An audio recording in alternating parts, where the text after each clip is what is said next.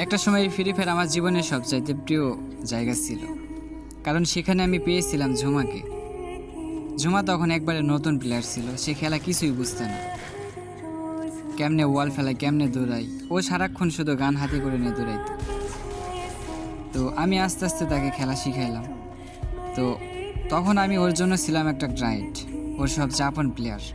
আমি আমার সময়, এমনকি আমি আমার আইডিতে টপ আপ না করে ওর আইডিতে আমি টপ আপ করে দিতাম, যেগুলো সুন্দর সুন্দর মেয়েদের ড্রেস কালেকশন, ইমোট বা নতুন কোনো ইভেন্ট, এগুলো আমি সব কিছু কমপ্লিট করে দেওয়া শুরু করলাম। তো প্রতিদিন রাতে আমরা একসাথে গেম খেলতাম, অনেক মজা হইতো। তো একদিন বললো যে আমি গেম খেলতে পারি না, গেম ডিলিট করে দেবো। আমি বললাম যে কেন? বলে যে আমি খেলতে পারি না, শুধু মইরা যাই।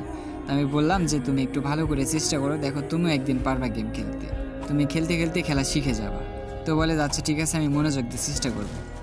তো এইভাবে খেলা শিখতে শিখতেও ভালো একটা খেলা শিখে যায়, 5-6 মাস পার হয়ে যায়।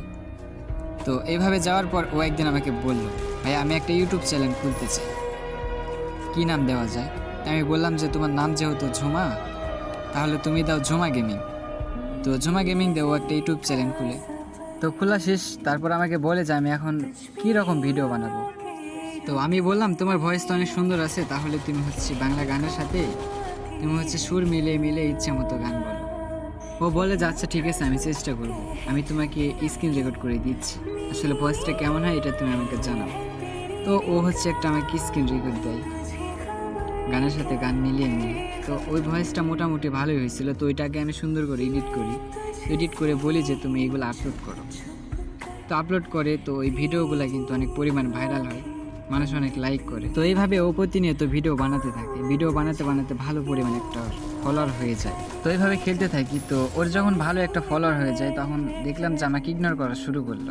ইগনোর বলতে আমি হচ্ছে ইনভাইট দিলে ইনভাইট ধরতো না, প্লাস আমি যদি ওর গ্রুপে জয়েন দিতাম নিত না, কেটে কেটে দিত, মানে ব্যস্ত থাকতো সবসময়। তো আমি কষ্ট পেতাম মনে মনে যে মানুষটাকে আমি এরকমভাবে শিখাইলাম, ওই মানুষটা আমার সাথে এরকম করতেছে, তখন খুব কষ্ট লাগতো। তো পরে দেখলাম যে ও হচ্ছে নতুন নতুন বড় বড় প্লেয়ারদের সাথে মিশা শুরু করলো, বড় বড় স্কোয়াডের সাথে গেম খেলা শুরু করলো।